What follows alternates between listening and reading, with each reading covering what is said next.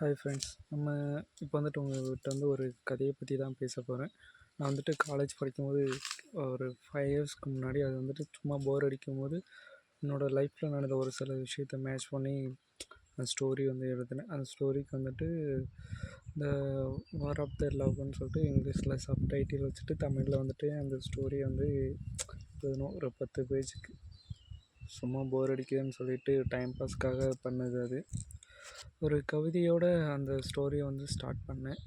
அந்த கவிதை என்னென்னா, மலையின் பின்னே சூரியனும் மறையற, வெண்ணிலவும் பொன்னிறமாய் ஒரு ஓரமாய் தெரிய, பூமியில் தண்ணீரும் காணாமல் போக, கண்ணீரும் ஆராய் பெருக்கெடுத்து ஓடியது. அதாவது நான் எழுதுனது லவ் ஸ்டோரி. ஆனால் நான் இப்படிலாம் கவிதை ஹிஸ்டாரிக்கல் மூவி மாதிரி எழுதுனேன். சும்மா அது ஒரு ஃபன்னுக்காக தான். ஸோ நம்ம இப்போ அந்த கதைக்குள்ளே போகலாம். அந்த கதை ஸ்டார்ட் ஆகுது பார்த்திங்கன்னா, கள்ளக்குறிச்சி தான் எங்கள் ஊர். அந்த ஊரில் ப்ரைவேட் ஸ்கூலில் படிக்கிற ஒரு பொண்ணை அந்த பொண்ணை பாண்டிச்சேரி அங்கே படிக்கிறாங்க. நான் அங்கே இருக்க அந்த பையனோட பேர் விக்கி. ஸோ அவன் அங்கே ஒரு பாய்ஸ் ஸ்கூலில் படிக்கிறான். அங்கே படிச்சுட்டு இருக்கும்போது 2 பேருமே ஃபோன் யூஸ் பண்ணுறாங்க. அப்படி ஃபோன் யூஸ் பண்ணும்போது வேறு ஸ்கூல். அவங்க அந்த பொண்ணு போகிற போஸ்ட்டுக்கு இந்த பொண்ணை பையன் ஒரு லைக் போடுறான். அந்த லைக் போடுறத பார்த்துட்டு அந்த பொண்ணை யாருன்னு செக் பண்ணும்போது தான் இது ஒரு பையன் பெரிய அப்படின்னு சொல்லிட்டு கண்டுபிடிக்கிறான். அப்போ அவனோட இன்ஸ்டா ஐடி அந்த பொண்ணு கண்டுபிடிச்சிடுறாங்க. அப்படி இன்ஸ்டா ஐடி கண்டுபிடிக்கும் போது அதுக்கப்புறம் அந்த பொண்ணும் பேச ஆரம்பிக்குது, இவனும் பேச ஆரம்பிச்சிட்டான். 2 பேருக்கும் அவங்களுக்குள்ளே பிடிக்க ஆரம்பிச்சு. 2 பேரும் அப்போ +2 படிக்கிறாங்க. அப்படி படிச்சுட்டு இருக்கும்போது அவங்களுக்குள்ள ஸ்டடி மெட்டீரியல்ஸ் அந்த மாதிரி எல்லாத்தையும் ஷேர் பண்ணி நல்லா படிச்சுட்டு எக்ஸாம் முடிய போகுது. எக்ஸாம் முடிச்சுட்டு ஃபைனலாக அன்றைக்கி ஊருக்கு போகும்போது கள்ளக்குறிச்சி பஸ் ஸ்டாண்டில் அங்கே ஒரு விநாயகர் கோவில் இருக்கும். அந்த கோவில் முன்னாடி அந்த பொண்ணை வெயிட் பண்ணிகிட்ருக்கேன். அப்போ அந்த பையன் அங்கே போகிறான். அங்கே போயிட்டு இந்த பொண்ணுக்காக சாக்லேட் கையில் கொடுக்கறத கையை நீட்டுறான். கையை நீட்டும் போது அந்த பொண்ணு பார்த்துருச்சு. அந்த பொண்ணோட பேரை அந்த பையன் கையில் டேட்டு போட்டிருக்கான். டேட்டு போட்டிருக்கிறத பார்த்த உடனே அந்த பொண்ணை பார்த்துட்டு அழுதுட்டு அவனை கட்டி பிடிச்சி அழ ஆரம்பிச்சிடுச்சு. ஆனால் அந்த பொண்ணு மறந்துடுச்சு. அவங்க அப்பா இன்றைக்கி நம்மளை கூட்டிகிட்டு போக இங்கே வராரு அப்படின்னு சொல்லி மறந்துடுச்சு. கரெக்டாக அந்த சமயம் அவங்களுக்கு அந்த பையனை கட்டி பிடிச்சிட்டு இருக்கும்போது அவங்களோட அப்பா அதை பார்த்துட்டு இதை அவங்க அப்பா பிடிக்கிறதுக்கு முன்னாடி இங்கே இங்கே தப்பிச்சு போயிடணும் அப்படின்னு சொல்லிட்டு வேகமாக அங்கேருந்து ஓட ஆரம்பிக்கிறாங்க. அப்படி ஓடும்போது தான் அந்த பையன் அவங்க ஃப்ரெண்ட்ஸ்க்கு நான் இப்படி போகிறேன், நீலகிரி போகிறேன் அப்படின்னு சொல்லிட்டு அவங்க ஃப்ரெண்ட்ஸ்க்கு இன்ஃபார்ம் பண்ணிவிட்டு அவன் அங்கே பஸ்ஸு பிடிச்சி போகிறான். ஆனால் அவங்க அப்பாவுக்கு தெரியாது. அவங்க வேறு பஸ்ஸு பிடிச்சி சீக்கிரமாக அங்கே நீலகிரி போகிறாங்க. நீலகிரி போகிற வழியில், அதாவது ஒரு மலைக்கு இடையில் ஒரு கோவில் ஒன்று இருக்கும். ஒரு டீ கடை ஒன்று இருக்கும். பக்கத்தில் ஒரு கோவில் ஒன்று இருக்கும். சிம்பிளாக தான் இருக்கும்.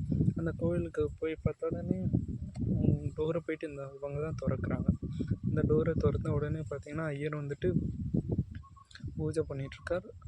சைடில் பார்த்திங்கன்னா ஒரு பயமுறுத்துகிற மாதிரி ஒரு சவுண்டு கேட்குது. திரும்பி பார்த்த உடனே அவங்க ஒரு ஐயர் தலையில் கடப்பாரை குத்தி காலன்ற மாதிரி சோத்தில் மாட்டி வச்சுருக்காங்க. அப்புறம் சொல்கிறாரு. அப்போ இங்கே இருக்காதீங்க, ஓடிடுங்க, தப்பிச்சிருங்க அப்படின்னு சொல்லி சொல்கிறாரு. அப்போ தான் அந்த பூசாரி திரும்பி பார்க்குறாரு. திரும்பி பார்க்கும்போது தான் தெரியுது அந்த பூசாரி வேறு யாரும் இல்லை, இந்த பொண்ணோட அப்பா தான் சொல்லிட்டு. அவங்க எப்படி தெரியும்னா, முன்னாடி ஃப்ரெண்ட்ஸ்க்கு இன்ஃபார்ம் பண்ணல. அவங்க அவங்களுக்கு முன்னாடி அவங்க அப்பா இங்கே வந்துட்டார். அவங்க ஃப்ரெண்ட்ஸ் என்ன பிரச்சனை தெரியாமல் அவங்கக்கிட்ட சொல்லிட்டாங்க. அப்படி இவங்க போகும்போது அந்த காட்டுக்குள்ளே போட ஆரம்பிக்கிறாங்க. இந்த காட்டுக்குள்ளே ஓட ஆரம்பித்த உடனே அவங்க காடு மலைன்னு தாண்டி ரொம்ப தூரம் போயிடுறாங்க. அப்படி போகும்போது ஒரு கடலை பார்க்குறாங்க. அந்த கடல்கிட்ட போகும்போது கடலில் போனதுக்கப்புறம் தப்பிக்கிறதுக்கு என்ன வழி? அங்கேருந்து நீச்சல் அடிச்சுட்டு போக முடியும்?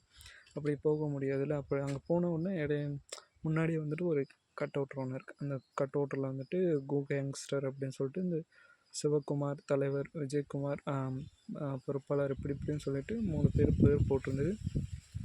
அந்த கட் அவுட்டில் என்ன எழுதியிருக்குன்னா, இங்கே சாகிறதுக்கு மட்டுமே அனுமதி அப்படின்னு சொல்லிட்டு அந்த கட் அவுட்டில் எழுதியிருக்கு. அந்த கட் அவுட்டர் கீழே ஒரு கிஃப்ட் பாக்ஸ் ஒன்று இருக்குது. அந்த கிஃப்ட் பாக்ஸ் ஓப்பன் பண்ணோன்னா ஒரு க்ரீன் கலர் பட்டன் இருக்குது. அதுக்கப்புறம் அதில் ஒரு லெட்டர் இருக்குது. அந்த லெட்டரை எடுத்து படிக்கும்போது தான் தெரியுது, அந்த லெட்டரில் என்ன எழுதியிருந்ததுன்னா, டைட்டானிக் கப்பல் இன்னும் மூழ்கவில்லை, அது இன்னும் இங்கே தான் இருக்கிறது, நீங்கள் அந்த க்ரீன் கலர் பட்டனை அழுத்தினால் அது வந்து வெளியே வரும் அப்படின்னு சொல்லிட்டு அதில் லெட்டர் வந்து எழுதியிருக்கு. அதை கேட்ட உடனே அந்த பொண்ணு வந்துட்டு அந்த பட்டனை வந்துட்டு ப்ரெஸ் பண்ணோடனே ஒரு 10 கிலோமீட்டர் தூரத்தில் அங்கே அந்த டைட்டானிக் கப்பல் வந்து தண்ணிக்குள்ளே இருந்து மேலே வருது.